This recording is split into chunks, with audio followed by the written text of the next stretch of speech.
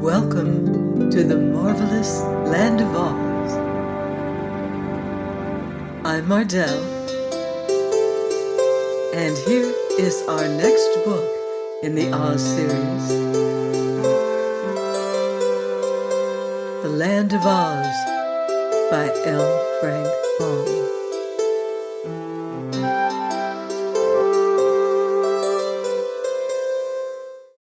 Chapter 1. Tip manufactures a Pumpkinhead. In the country of the Gillikins, which is at the north of the land of Oz, lived a youth called Tip. There was more to his name than that, for old Mombi often declared that his whole name was Tipperarius, but no one was expected to say such a long word when Tip would do just as well. This boy remembered nothing of his parents, for he had been brought when quite young to be reared by the old woman known as Mombi, whose reputation, I am sorry to say, was none of the best. For the Gillikin people had reason to suspect her of indulging in magical arts, and therefore hesitated to associate with her. Mombi was not exactly a witch, because the good witch who ruled that part of the land of Oz had forbidden any other witch to exist in her dominions. So Tip's guardian, however much she might aspire to working magic, realized it was unlawful to be more than a sorceress, or at most a wizardress. Tip was made to carry wood from the forest, that the old woman might boil her pot. He also worked in the cornfields, hoeing and husking, and he fed the pigs, and milked the four-horned cow that was Mombi's especial pride. But you must not suppose he worked all the time, for he felt that would be bad for him. When sent to the forest, Tip often climbed trees for birds' eggs, or amused himself chasing the fleet white rabbits, or fishing in the brooks with bent pins. Then he would hastily gather his armful of wood and carry it home. And when he was supposed to be working in the cornfields, and the tall stalks hid him from Mombi's view, Tip would often dig in the gopher holes, or, if the mood seized him, lie upon his back between the rows of corn and take a nap. So, by taking care not to exhaust his strength, he grew as strong and rugged as a boy may be. Mombi's curious magic often frightened her neighbors, and they treated her shyly yet respectfully because of her weird powers. But Tip frankly hated her and took no pains to hide his feelings. Indeed, he sometimes showed less respect for the old woman than he should have done, considering she was his guardian. There were pumpkins in Mombi's cornfields, lying golden red among the rows of green stalks, and these had been planted and carefully tended, that the four-horned cow might eat of them in the winter-time.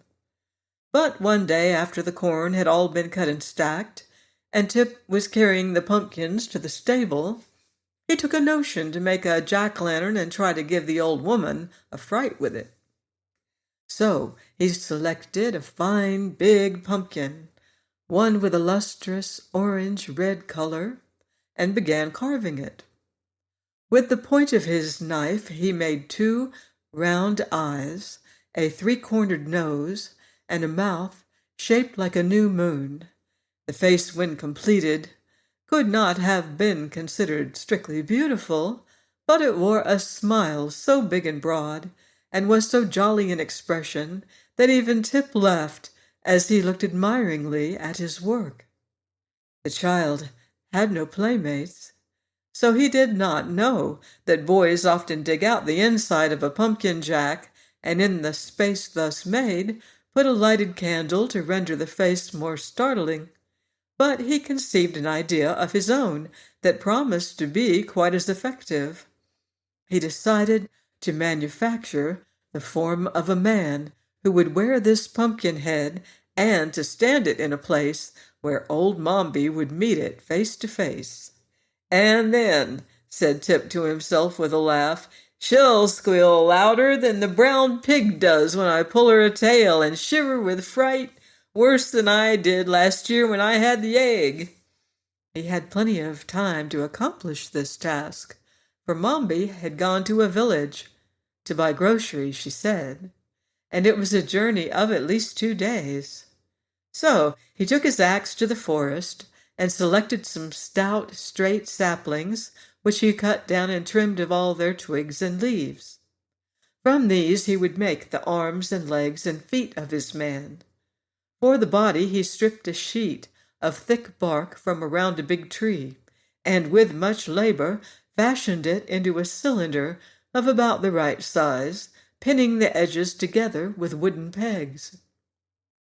Then, whistling happily as he worked, he carefully jointed the limbs and fastened them to the body with pegs, whittled into shape with his knife.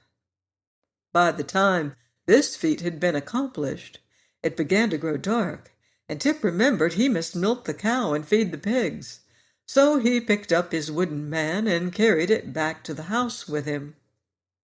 During the evening, by the light of the fire in the kitchen, Tip carefully rounded all the edges of the joints and smoothed the rough places in a neat and workmanlike manner. Then he stood the figure up against the wall and admired it. It seemed remarkably tall, even for a full-grown man, but that was a good point in a small boy's eyes, and Tip did not object at all to the size of his creation. Next morning, when he looked at his work again, Tip saw he had forgotten to give the dummy a neck, by means of which he might fasten the Pumpkinhead to the body. So he went again to the forest, which was not far away, and chopped from a tree several pieces of wood with which to complete his work. When he returned, he fastened a crosspiece to the upper end of the body, making a hole through the center to hold upright the neck. The bit of wood which formed this neck was also sharpened at the upper end, and when all was ready, Tip put on the pumpkin head, pressing it well down onto the neck, and found that it fitted very well. The head could be turned to one side or the other as he pleased, and the hinges of the arms and legs allowed him to place the dummy in any position he desired. "Now that," declared Tip proudly, "is really a very fine man, and it ought to frighten several screeches out of old Mombi. But it would be much more lifelike if it were properly dressed."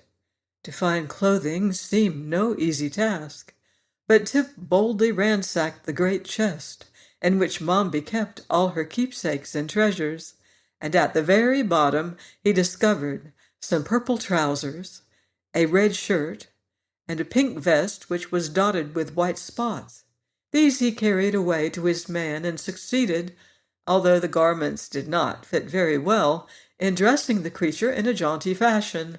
Some knit stockings belonging to Mombi and a much-worn pair of his own shoes completed the man's apparel, and Tip was so delighted that he danced up and down and laughed aloud in boyish ecstasy. "I must give him a name," he cried. "So good a man as this must surely have a name. I believe," he added after a moment's thought, "I will name the fellow Jack Pumpkinhead." Oh, Tip, I don't think old Mombi has a sense of humor.